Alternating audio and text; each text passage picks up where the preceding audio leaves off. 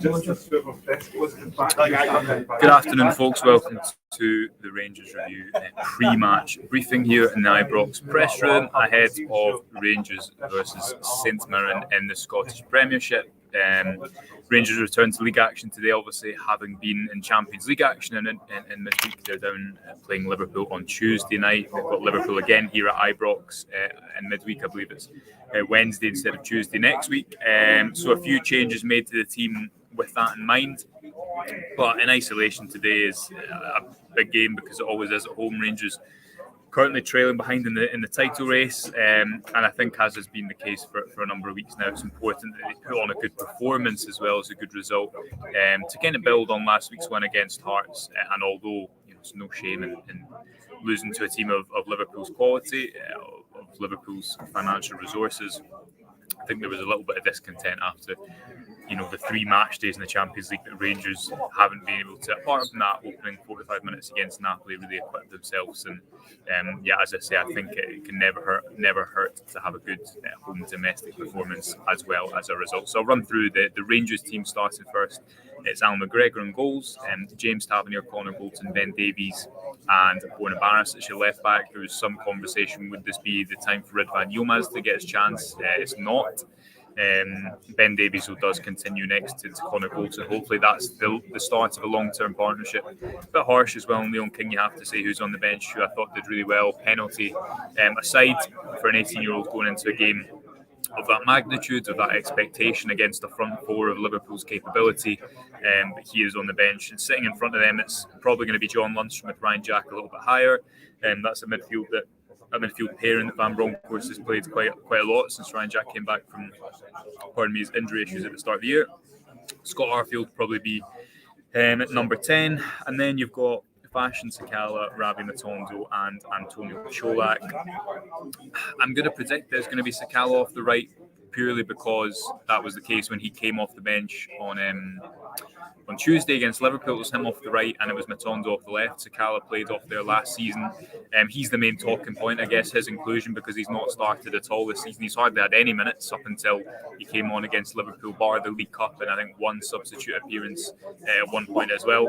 The bench reads McLaughlin, Ridvan Yilmaz, Ryan Kent, who you presume is being rested with a view to Liverpool on Wednesday.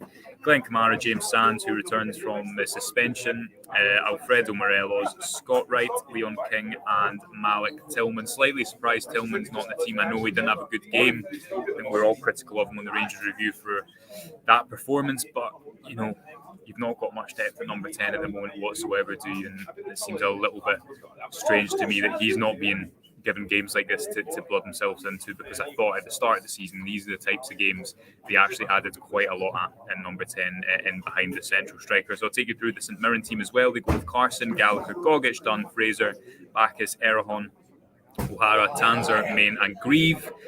You'd presume that St Mirren will line up in the kind of 3-5-2, 5-3-2 that they used against Celtic. You can read about that on the website if you want. Just now we've got a preview looking ahead to the game, kind of dissecting what St Mirren might try to do today, why they've had such success. They've obviously won 5 of their last 6 league games. They've been particularly potent from set pieces. I think that's the third most threatening from set pieces in the league. Rangers is it's not nearly as good as that, but that's something that we've touched upon and will maybe do so after today. But going back to the big talking point, which is the inclusion of Fashion Sakala.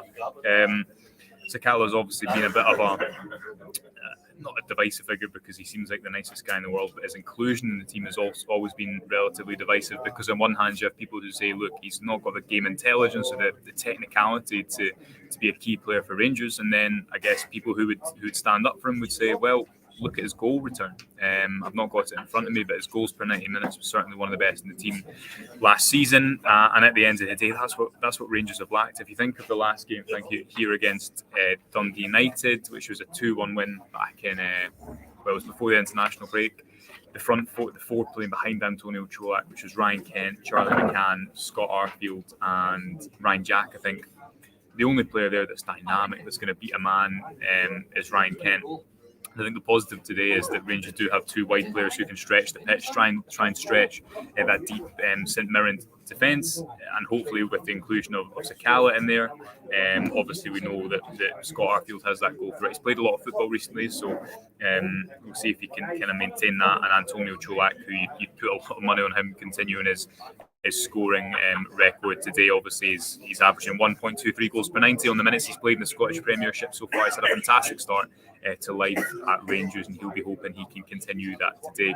In terms of surprises, maybe would have liked to see Van Bronckhorst go with a Malik Tillman instead of a Ryan Jack and just have a more offensive threat in there.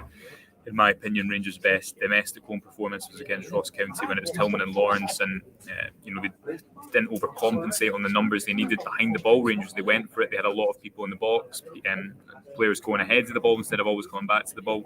As I say, I presume Ryan Jack will be in that right-sided number 8 position, trying to facilitate James Tavernier getting further forward. And one other thing to note maybe is, depending on who it is by the touchline, maybe that will allow James Tavernier to come inside a little bit more, impact the game in the centre, which he's done at points throughout his career under Giovanni Van Bronckhorst, and I think it suits him quite well.